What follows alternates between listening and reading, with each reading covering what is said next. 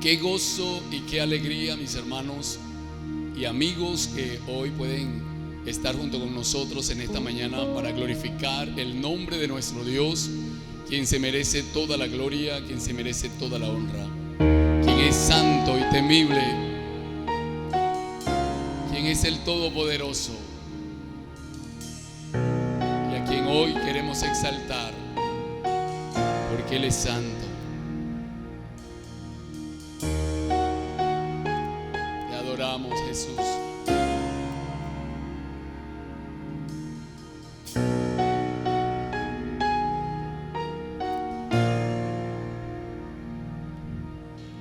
Santo es el que vive, santo es el que reina, santo en las alturas, santo aquí en la tierra, santo en el pesebre, santo en el sepulcro, santa es su sangre derramada en la cruz. Santo es el que vive, santo es el que reina, santo en las alturas, santo aquí en la tierra, santo en el pesebre, santo en el sepulcro, santa es su sangre derramada en la cruz.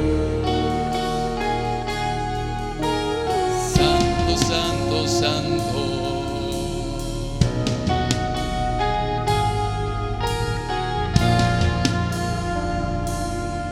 Corrió su sangre por el madero, a él no lo mataron, se entregó primero. De tal manera amó Jesús, que entregó su vida en la cruz. No dijo nada, no abrió su boca, le hieren y le golpean, pero Él perdona. De tal manera amó Jesús, que entregó su vida en la cruz. Santo es el que vive, santo es el que reina, santo en las alturas, santo aquí en la tierra, santo en el pesebre, santo en el sepulcro, santa es su sangre derramada en la cruz. Santo es el que vive, santo es el que reina, santo en las alturas, santo aquí en la tierra, santo en el pesebre, santo en el sepulcro, santa es su sangre derramada en la cruz.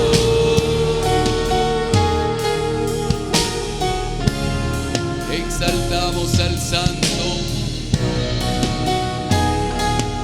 solo a ti, Señor.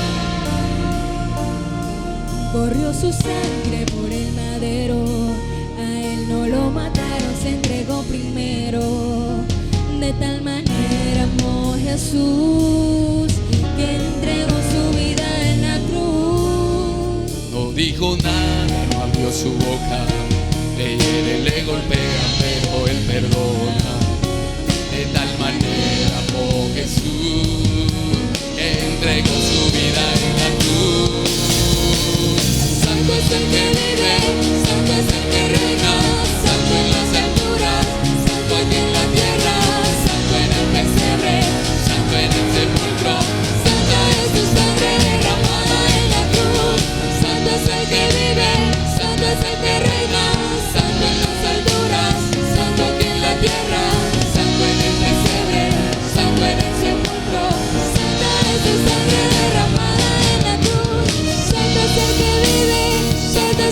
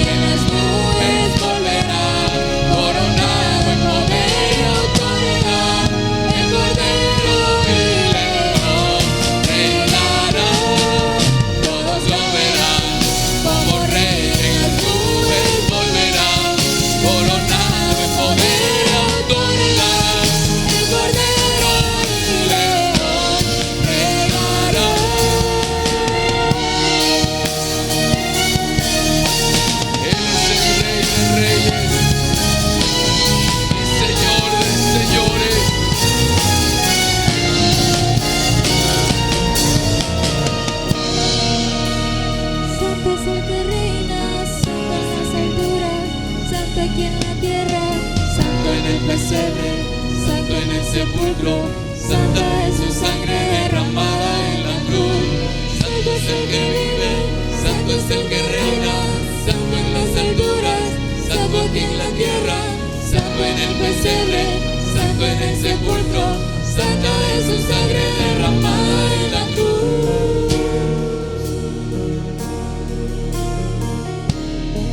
Santo, santo,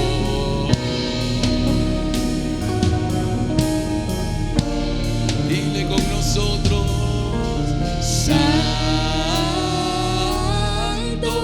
santo, santo, es Jesús de Nazaret. Santo, santo,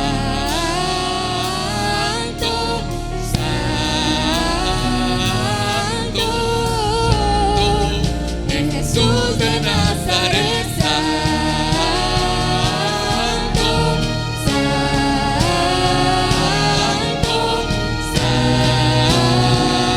santo, es Jesús.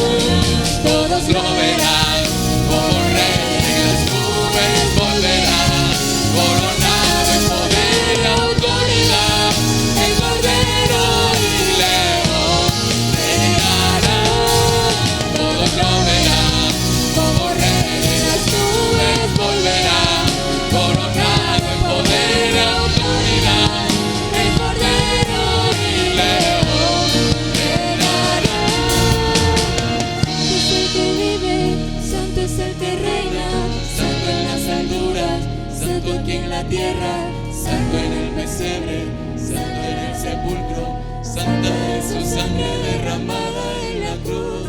Santo es el que vive, santo es el que reina, santo en las alturas, santo aquí en la tierra, santo en el pesebre, santo en el sepulcro, santa es su sangre derramada en la cruz.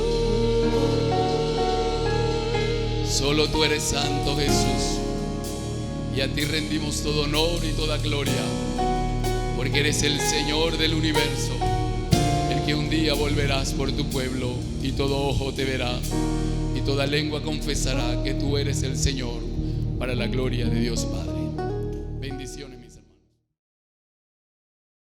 Bendiciones para todos. El Evangelio de Juan, capítulo 15, versículo 16, nos dice de la siguiente manera: No me elegisteis vosotros a mí, sino que yo os elegí a vosotros, y os he puesto para que vayáis y llevéis fruto, y vuestro fruto permanezca, para que todo lo que pidiereis al Padre en mi nombre, Él os lo dé. Esto os mando, que os améis unos a otros. Si el mundo os aborrece, sabed que a mí me ha aborrecido antes que a vosotros. Si fuereis del mundo, el mundo amaría lo suyo. Pero porque no soy del mundo, antes yo os elegí del mundo, por eso el mundo os aborrece. Acordaos de la palabra que os he dicho. El siervo no es mayor que su Señor. Si a mí me han perseguido, también a vosotros os perseguirán. Si han guardado mi palabra, también guardarán la vuestra. Mas todo esto os harán por causa de mi nombre, porque no conocen al que me ha enviado. Si yo no hubiera venido ni les hubiera hablado, no tendrían pecado, pero ahora no tienen excusa por su pecado. El que me aborrece a mí, también a mi Padre aborrece. Si yo no hubiese hecho entre ellos obras que ninguno otro ha hecho, no tendrían pecado. Pero ahora han visto y han aborrecido a mí y a mi Padre. Pero esto es para que se cumpla la palabra que está escrita en su ley. Sin causa me aborrecieron. Pero cuando venga el Consolador, a quien yo os enviaré del Padre, el Espíritu de verdad, el cual procede del Padre, Él dará testimonio acerca de mí, y vosotros daréis testimonio también, porque habéis estado conmigo desde el principio. Estas cosas os he hablado para que en mí tengáis paz. en el mundo tendréis aflicción, pero confiad, yo he vencido al mundo. El mundo os aborrecerá. Jesús, en el último tramo del sermón del aposento alto, enfrenta a sus discípulos con la realidad que vivirán. No solo una realidad que está muy próxima, cuando en pocos momentos, en pocas horas, Él será entregado, juzgado, condenado y crucificado como cualquier criminal para dar su vida en rescate por nosotros, sino con la realidad con la que ellos vivirán como seguidores de Él, llamados para llevar a cabo la gran comisión. Ellos disfrutarán de la resurrección de Jesús. De hecho, lo hicieron. Pero en ese momento, cuando ya está llegando a su final esta enseñanza íntima de Jesús a sus discípulos, todavía no habían visto a Jesús con cuerpo glorificado, todavía el Señor no se había levantado de entre los muertos, pero posteriormente, cuando ellos le vieron, cuando disfrutaron de su grata presencia y cuando el corazón se les llenó de esperanza y estuvieron con Él hasta el momento de la ascensión, mis queridos hermanos, esa es una experiencia que marcó la vida de ellos, como lo fue también la gloriosa bendición de estar reunidos allí en el aposento alto en obediencia al Señor y vivir lo que fue el derramar del Espíritu Santo, el ser bautizados en el cuerpo de Cristo, el hablar en nuevas lenguas y el que sus vidas se convirtiera en el templo, en la morada gloriosa del Dios del cielo, en la persona o con la persona del Espíritu de Dios. Pero Jesús también les dijo, el mundo os aborrecerá. No el mundo como creación de Dios, ni los planetas, ni la naturaleza, ni los animales como tal, sino el sistema que lo rige o lo gobierna. El Señor, mis amados hermanos y amigos, no vendía ni vende ilusiones a la gente. No daba falsas esperanzas. El Señor predicó y predica la verdad y anhela que nosotros lo hagamos también.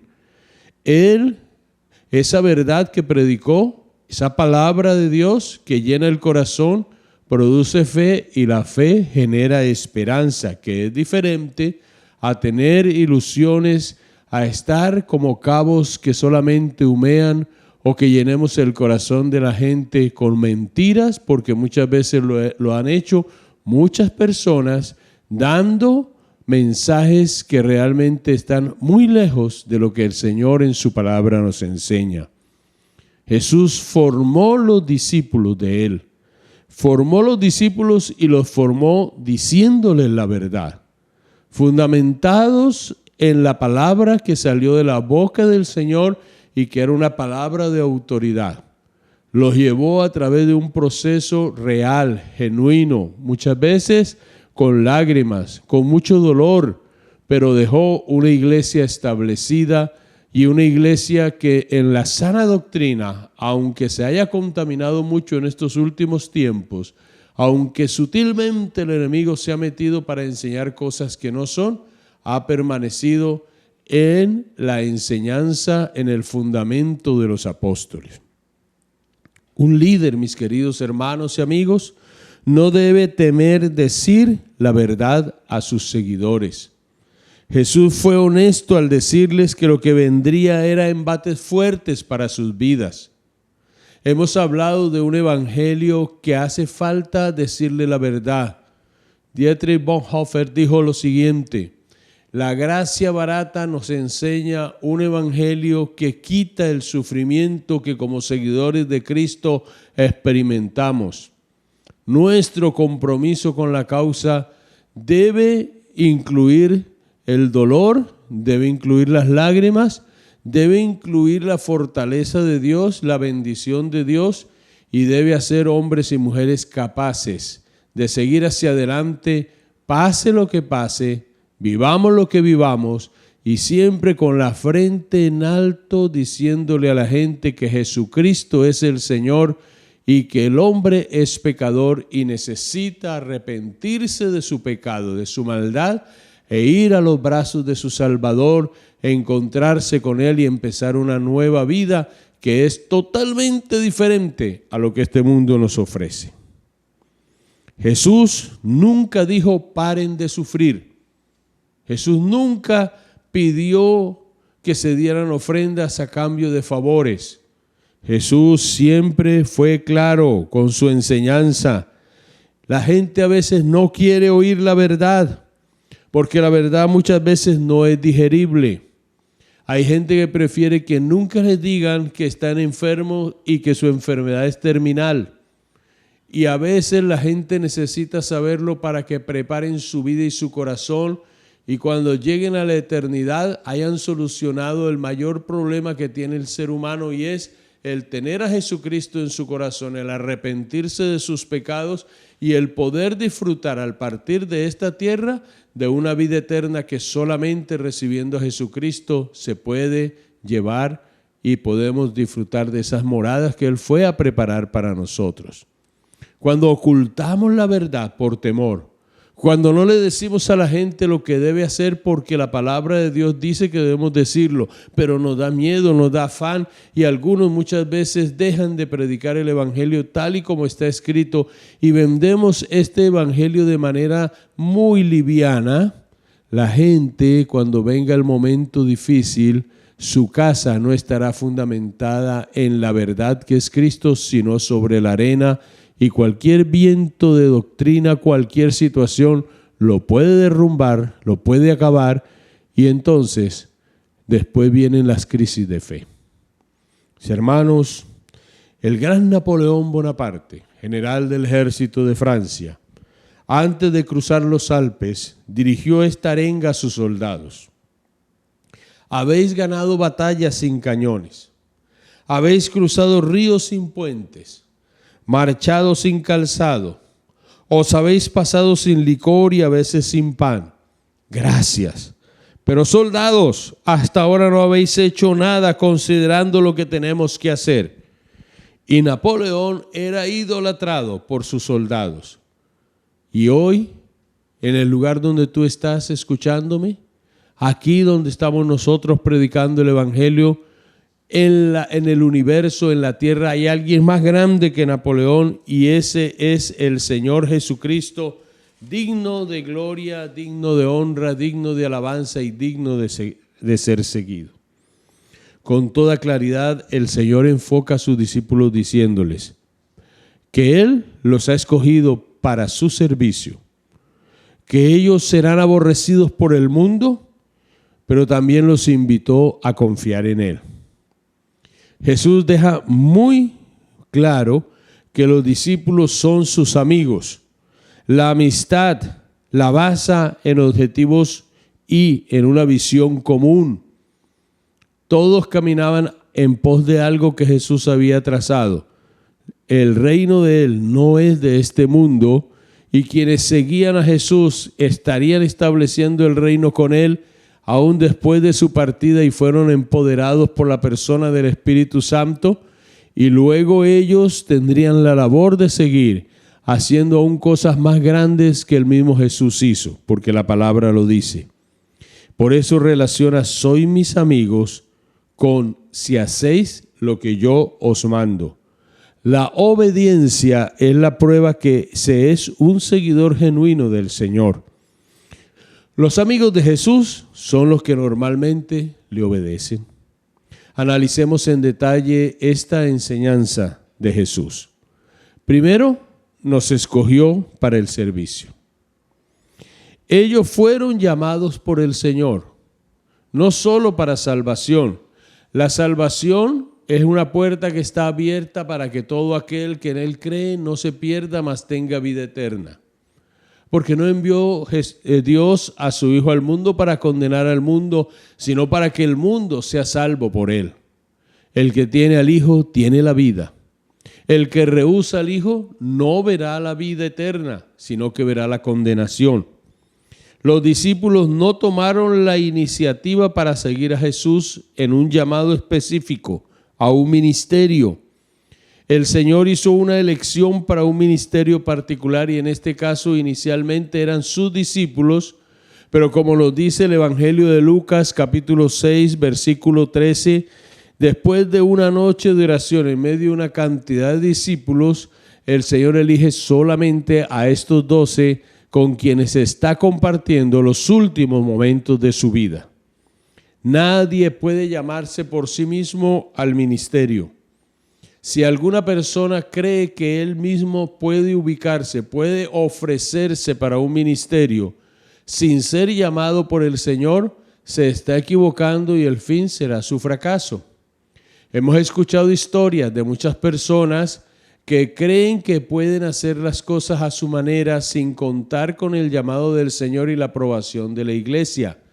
Cuando alguien es llamado por el Señor, la iglesia es la primera que da el aval, porque ve su testimonio, porque ve la manera como el Señor le usa y entonces dice, ese es un pastor, ese es un misionero, ese es un evangelista o ese es un maestro.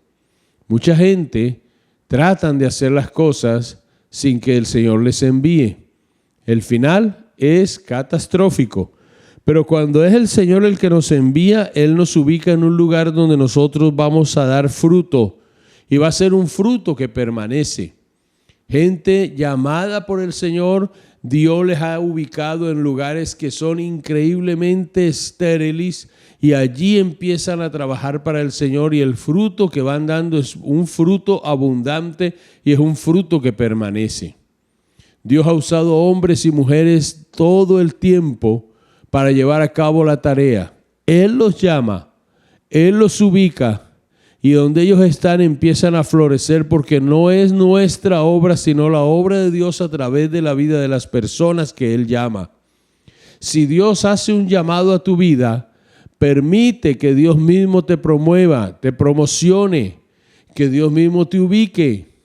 Permite que Dios sea el que haga la obra en ti. A veces la gente por sentirse congraciada o a veces la gente se apresura a hacer las cosas sin buscar la guianza y la dirección del Señor. Los evangelios nos dejaron a nosotros toda la narración de cómo los discípulos fueron llamados. Estaban algunos pescando y Jesús los llamó y les dijo, venid en pos de mí y os haré pescadores de hombres. Muchos de ellos al instante dejaron las redes y siguieron en pos de Jesús. Hubo un proceso para que ellos llegaran a dar fruto, pero cuando ya se cumplió, como es el caso en el que nosotros estamos ubicados en el Evangelio de Juan en este momento, pronto vendrán unos cambios totalmente profundos y significativos para estos discípulos. Pasarán momentos tenaces, pasarán momentos sombríos en sus vidas, pero después se esclarecerán. La mañana vendrá para ellos espiritualmente hablando cuando el Señor ya empiece a usarles y cuando ellos vean todo lo que Dios va a hacer, como también van a sentir toda la fuerza de las tinieblas en su contra. Él les ha designado una tarea. Es el concepto de misión. Tienen que ir. No es una misión en 4 paredes. Es una misión donde ustedes van a estar orando, pero ustedes son emisarios de Cristo. Ustedes van a ir, ustedes van a llegar, ustedes van a hacer muchas cosas y es necesario que ustedes todo lo que hagan lo acompañen siempre con un tiempo, con momento, con vida de oración. Por eso el Señor dice, son mis amigos, si me obedecen, mis palabras permanecen en ustedes. Si están atentos a mi voz, entonces pueden orar. Y si pueden orar, quiero decirles que Dios les va a escuchar y vendrán respuestas para sus vidas. Mis hermanos amados, mis amigos, la iglesia no puede descuidar la orientación de Dios que viene como fruto de la palabra y como fruto también de la oración. Si hacemos planes y trazamos propósitos para nuestras vidas personales y trazamos muchas cosas aún para la vida de la iglesia sin oración, sin ayuno, que son elementos que la iglesia ha dejado descartado muchas veces, entonces nos daremos cuenta que lo mediático no es lo indispensable. A veces movemos nuestras congregaciones con programaciones, a veces movemos nuestras congregaciones con eventos uno tras otro y queremos mantener a una iglesia entretenida. La iglesia no puede estar entretenida. La iglesia tiene una misión y esa misión es clara. La iglesia es la luz de este mundo y la iglesia es la sal de esta tierra. Si la iglesia descuida estos dos aspectos, entonces la iglesia se va diluyendo y vamos a terminar siendo un club de personas que van a entretenerse, pero que no van a tener la vida como Dios quiere que la tengamos. Necesitamos que la iglesia se levante en medio de tanta corrupción, en medio de un mundo que está ofreciendo de todo, y aunque sea aborrecida, que la iglesia cumpla con lo que el Señor ha establecido para ella.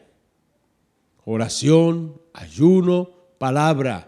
3 elementos básicos para que una iglesia se movilice en el poder del Espíritu Santo. Ahora Jesús también le dice a ellos que os améis unos a otros. No hay nada que haya sido casual.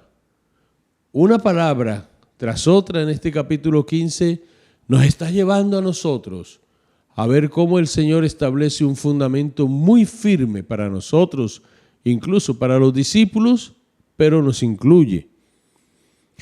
¿Por qué les dice que nos amemos unos a otros? No lo dice como sugerencia. Él nos manda a amarnos los unos a los otros. ¿Es difícil amar a nuestros hermanos?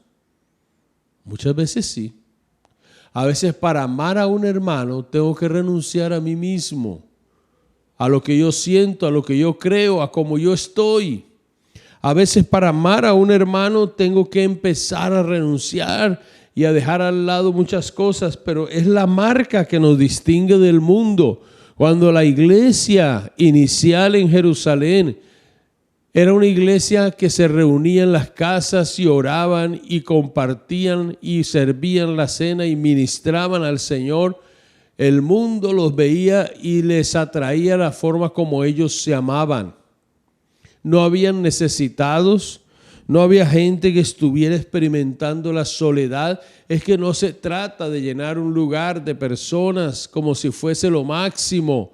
El que la iglesia esté llena de 1,000, de 2,000 personas es una gran bendición, siempre y cuando en ese lugar se experimente el amor de Dios, y el amor de Dios se experimenta porque ya el Espíritu Santo lo ha derramado en nuestros corazones y nosotros estamos en el deber de manifestarlo, de activar ese amor, de acercarnos a nuestros hermanos que vienen muchas veces dolidos, a la gente que asiste a una congregación o que llegan por una invitación, sienten la soledad, el vacío, se han sentido rechazados por otros y necesitan sentirse acogidos, bendecidos y amados genuinamente en un lugar. Y qué mejor lugar que el cuerpo de Cristo, la iglesia de Él. Y por eso el Señor dice, mira, hay una marca que nos distingue del mundo. El mundo no ofrece amor verdadero. La iglesia tiene un amor que es superior a cualquier otra manifestación de amor.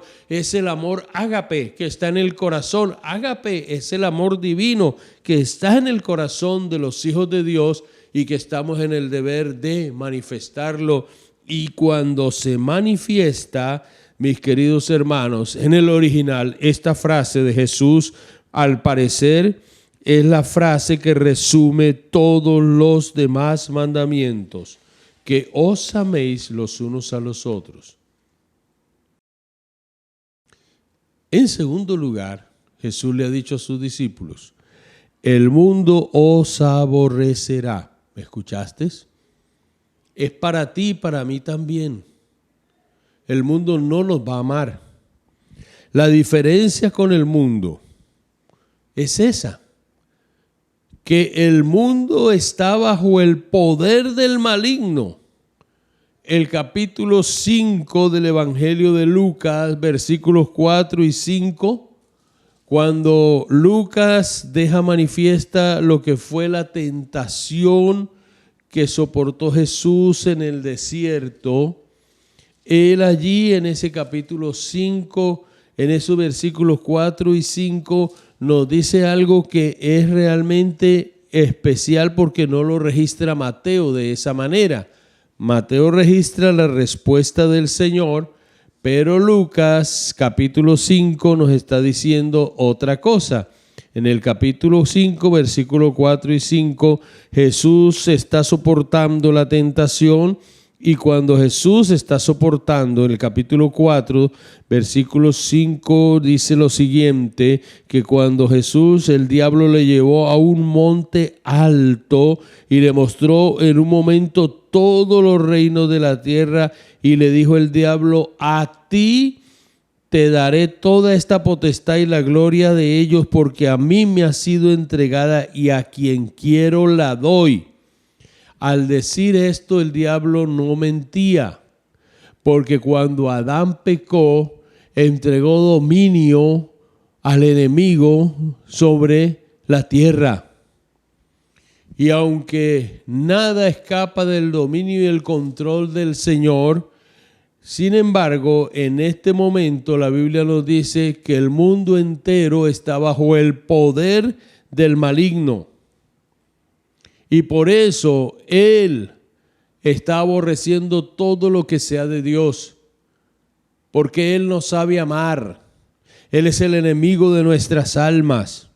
Él es aquel que no desea que ningún hombre se convierta a Cristo. Él quiere que todos los hombres perezcan sin Cristo, porque si perecen sin Cristo, sus almas van al infierno y Él sabe que está condenado. Y como Él sabe que está condenado, no quiere ir solo a ese lugar de tormento. Él quiere llevar toda la creación si fuese posible con Él, pero no va a ser posible porque Jesús vino y pagó por nuestros pecados y nos está diciendo a nosotros que Él es el Salvador de la humanidad y que si creemos en Él, Él nos libra del poder de las tinieblas, aunque el mundo que está bajo el poder del maligno nos siga aborreciendo. Primera de Juan, el capítulo 2, versículos 15 al 17 nos dice, mis queridos hermanos, que ese mundo que está bajo el poder del maligno, que todo lo que hay allí, que todo lo que el hombre y la mujer que están sin el Señor disfrutan y aman de este mundo es pasajero, aunque sea cautivante y destructivo. El mundo y sus deseos pasarán, pero el que hace la voluntad del Señor permanece para siempre. El amor distingue a los creyentes y el odio al mundo. Ahora Jesús nos dice algo muy interesante, ¿no? Jesús nos está diciendo a nosotros que si el mundo os aborrece a nosotros, debemos saber que Él ha sido aborrecido antes que nosotros. El mundo lo aborrece a Él porque es imposible, hermanos, creer que si aborreció el mundo a Jesús, si el mundo aborrece al Hijo de Dios, nos va a amar a nosotros. No nos va a amar. Porque nosotros tenemos una marca que nos distingue y es la marca, el sello del Espíritu Santo. Ese Espíritu Santo, el Espíritu Santo que está en nosotros, nos está diciendo que le pertenecemos al Señor, que la sangre de Jesús limpió nuestros pecados, que nuestros nombres están escritos en el libro de la vida y por eso debemos tener claro nuestro lugar. Por eso tu identidad debe estar muy clara, concreta, delante de la presencia del Señor. Él nos eligió del mundo y como nos eligió de allí, nos arrancó de las manos del enemigo para que le sirviésemos a Él. Privilegio grande, privilegio hermoso. Algunas personas le han dicho, me han preguntado, o sea que Jesús nos salvó para ser aborrecidos. Pues yo quiero decirle, Jesús nos salvó porque nos ama profundamente. Y prefiero ser aborrecido por el mundo, pero mantener el amor de Dios latente en mi vida y pasar por donde el Señor permite que pasemos, pero sé que nada ni nadie podrá hacerme daño. El maligno no puede tocar nuestras vidas a menos que Dios se lo permita. El verso 19 del capítulo 15 nos dice a nosotros, 5 veces menciona la palabra mundo, pero recuerda esto, no somos del mundo. La iglesia no es de este mundo. Somos peregrinos en el mundo, pero no sois del mundo, dice el Señor. Mis hermanos, esa manera recurrente es porque el Señor quiere que quede grabado en la mente y el corazón que tú y yo somos celados de una manera muy especial por Dios. Él nos ve y nos dice, es que el mundo se va a oponer siempre a las cosas de Dios y yo no quiero que tú te mimetices ni te contamines con las cosas de este mundo. Y ¿sabes qué es lo que sucede? Que el mundo no nos conoce porque no conoció el amor de Dios. El verso 21 y primera de Juan, el capítulo 3, versículo 1 nos dice que el mundo no puede conocer a Dios porque el mundo en este momento está cautivo. Un creyente no debe hacer amistad con el mundo. Santiago, el capítulo 4, versículo 4, nos dice a nosotros que, oh almas adúlteras, ¿no sabéis que la amistad con el mundo es enemistad con Dios? Cualquiera, pues, que se haga amigo del mundo, se hace inmediatamente, automáticamente enemigo de Dios. Y Dios no quiere que tú, después de haberle conocido, te conviertas en un adúltero espiritual. Si tú eres de las personas que sacas tiempo para deleitarte en los placeres mundanales que sabes que te hacen daño, porque habrán algunas cosas que no tienen que lastimar ni dañar nuestra vida, porque estamos en el mundo, pero no somos de él.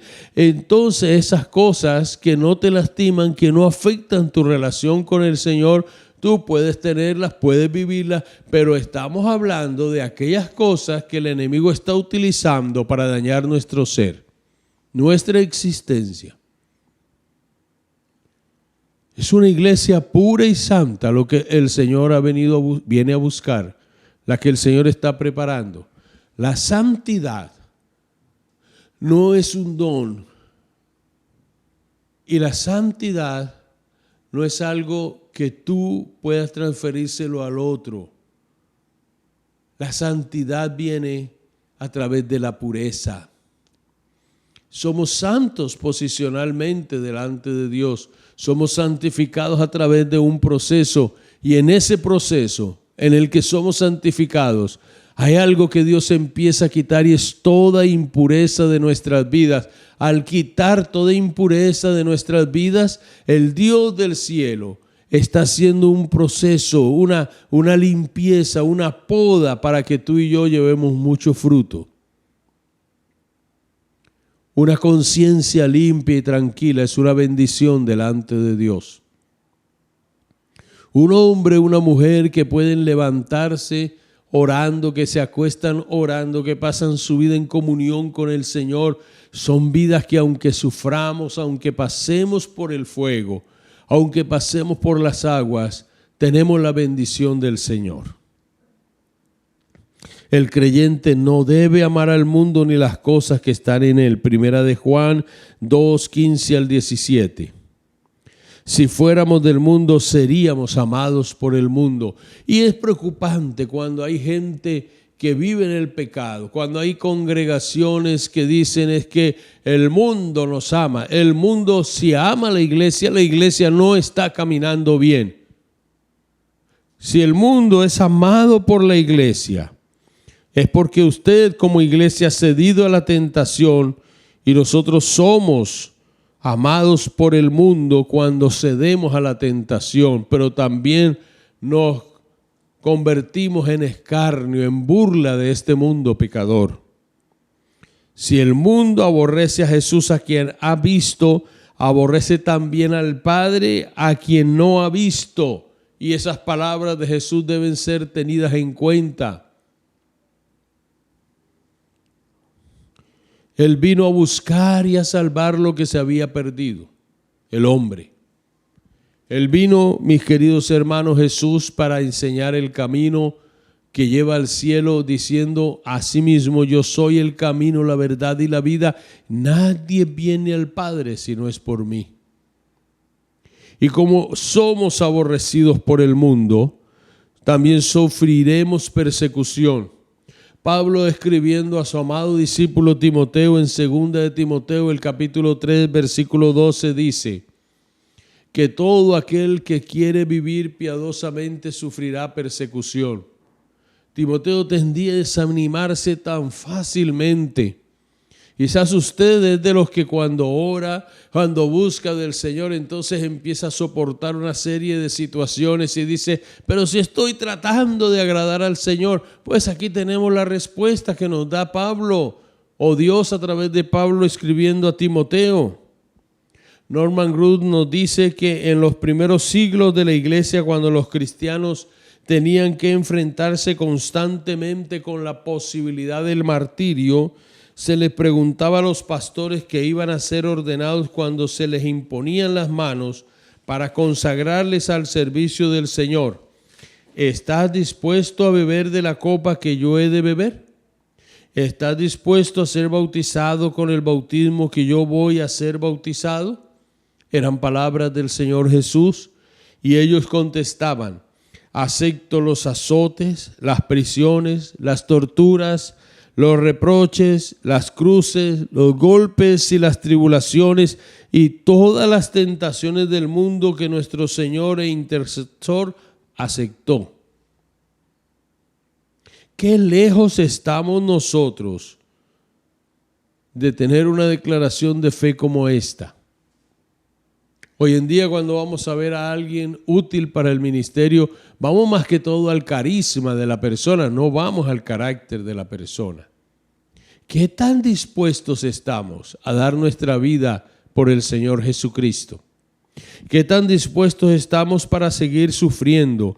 Cuando nosotros leemos Primera de Pedro, el capítulo 4, versículo 1 en adelante, Pedro inicia este pasaje diciéndonos que así como el Señor sufrió, así como el Señor pasó por estos momentos difíciles en su vida, como seguidores del Señor debemos armarnos de este pensamiento si vivimos como cristianos. Y Pedro en ese capítulo 4, en el versículo 12 dice: amados, no se sorprendan cuando el fuego de prueba venga sobre sus vidas, pensando que alguna cosa extraña os aconteciese. Pero hace algo que me parece extraordinario en el apóstol Pedro, y es que él hace la diferencia cuando sufrimos por causa del evangelio y cuando sufrimos por nuestra desobediencia al Señor.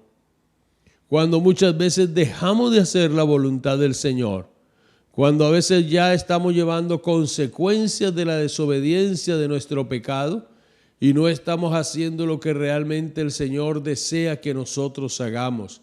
Pero si alguien me burla, si alguien se mofa de mí por causa del evangelio, entonces debo sentirme en bendición porque el glorioso Espíritu de Dios reposa sobre mi vida. Pero si estoy llevando una tribulación, una situación, hay gente que pide que oremos por su fortaleza porque están siendo perseguidos y no están siendo perseguidos, están viviendo lo que dejó el residuo, las consecuencias de su pecado. Y para eso hay que orar es por arrepentimiento, por conversión, para poder seguir hacia adelante. Cuando somos perseguidos sin causa, hermanos, allí en ese momento es cuando la gloria del Señor, cuando la presencia del Señor llena nuestras vidas. Cuando sin causa vengan a perseguir, cuando sin causa vengan y en las oficinas donde muchas hermanas trabajan, hay reuniones donde la gente a veces empieza a hablar cosas de este mundo, necedades. Y si alguna hermanita se ha guardado para el Señor, se acercan a ella y le preguntan si todavía no ha tenido su relación íntima sexual. Y muchas veces cuando saben que se ha guardado es motivo de burla, de persecución. Cuando vienen las propuestas indecentes de estos jefes corruptos en su corazón para que estas jóvenes del Señor cedan y puedan ir y pasar un tiempo con ellos. cuando viene el momento en que el acto de poder hacer doble contabilidad o poder hacer algo deshonesto en la empresa se dé porque hay que hacerlo, porque ese es el sistema operante y el creyente se puede parar firme y empieza a caminar en integridad. Y dice la Escritura que el que camina en integridad camina seguro, pero el que pervierte sus caminos en alguno va a caer. Es allí donde viene la persecución, no nos sirve. Cuando ha venido gente muchas veces a buscar oración porque se han negado a hacer lo que no deben hacer porque desagradan al Señor, y entonces estas personas que tienen el poder en sus manos por el solo hecho de ser creyentes y que no se dieron a las tentaciones sutiles que el enemigo ha puesto a través del corazón de ellos para engañar a los hermanos y a las hermanas, y dicen no a los estados de corrupción, no a la infidelidad en el trabajo, no a todo aquello que les separe o dañe su relación con el Señor. Entonces viene la persecución sobre sus vidas. Hermanos, somos perseguidos por las leyes injustas. Si nos oponemos, somos blancos del enemigo. Y Jesús lo dijo, los primeros versículos del capítulo 16. Estas cosas os he hablado para que no tengáis tropiezo. Y llegará el momento en que van a ser expulsados de las sinagogas, es decir, del lugar de adoración. Llegará un momento en que pueden cerrar los templos como una persecución para que no adoremos al Señor en los templos. Si cierran los templos, la adoración está en el corazón. Nos atacan y vienen muchas veces, mis queridos hermanos, en que viene la hora cuando cualquiera que aún nos mate va a pensar que está sirviendo a Dios, y esto no está lejos que se dé. En algunos países los musulmanes han matado a cristianos de manera increíble, masiva. ISIS, que es un movimiento revolucionario demoníaco, se ha levantado contra todo lo que se llame Dios, contra todo lo que se llame Jesucristo, y los ha atacado. La ONU, si es verdad que son ellos, han sacado a través de las redes comunicados contra la iglesia de Jesucristo. Aún hay planes demoníacos que no se han logrado en América Latina porque hay una iglesia que todavía está clamando delante de Dios.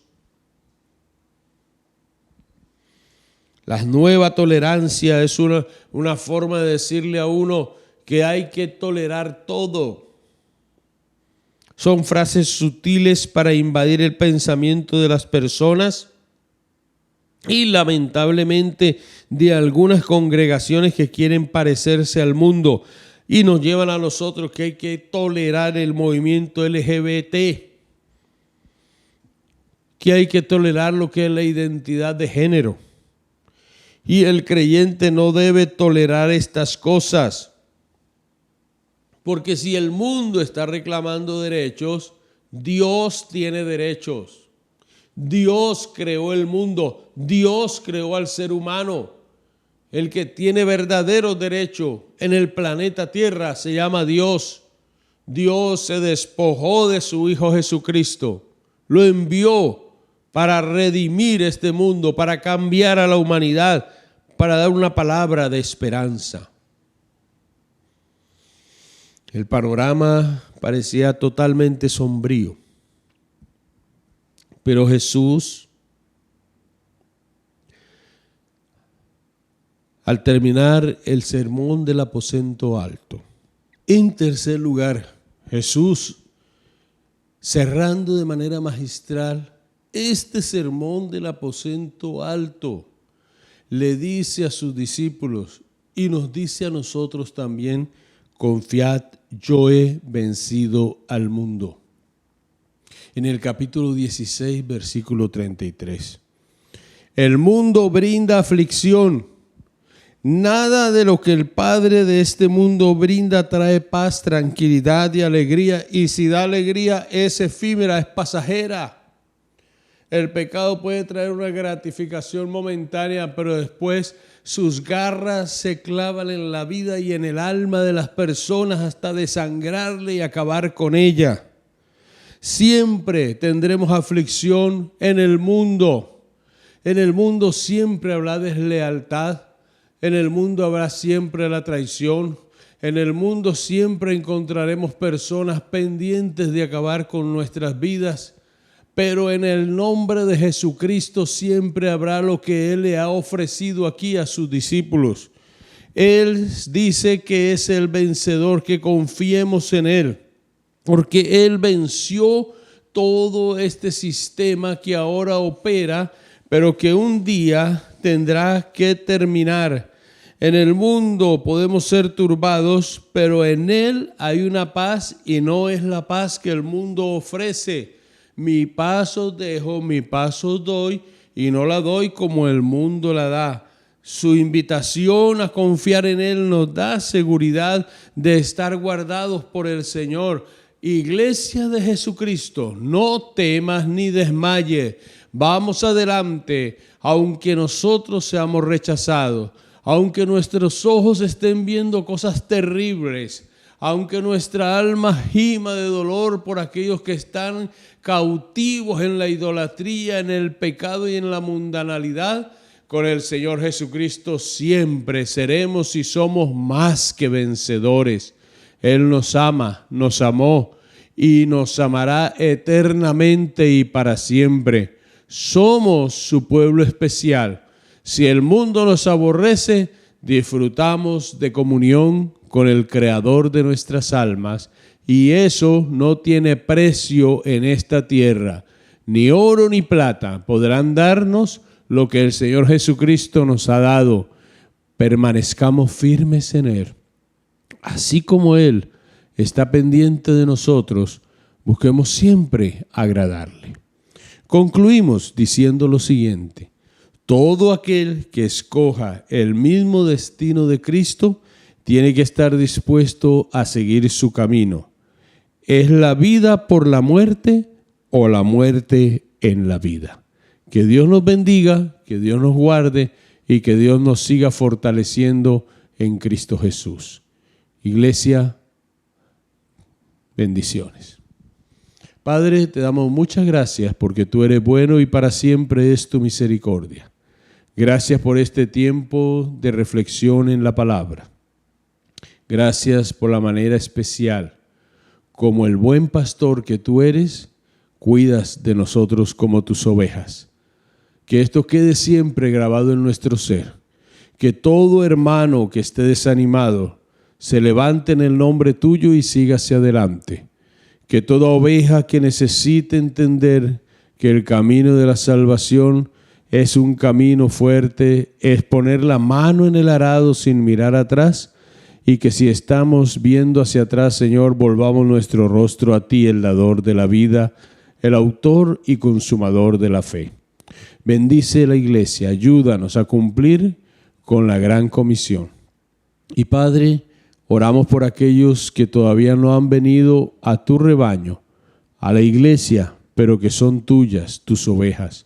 Amigo, tú que no has recibido a Cristo, te invitamos a que hoy recibas a Jesucristo en tu corazón como tu Señor y tu Salvador, diciéndole a Él: Señor Jesús, en este día me entrego a ti. Señor, hoy quiero permanecer para siempre teniéndote como mi Señor y mi Salvador. Perdona mis pecados, límpiame con tu sangre preciosa y ayúdame a seguir tus pasos día a día y momento a momento. En Cristo Jesús. Amén. Dios les bendiga, Dios les guarde.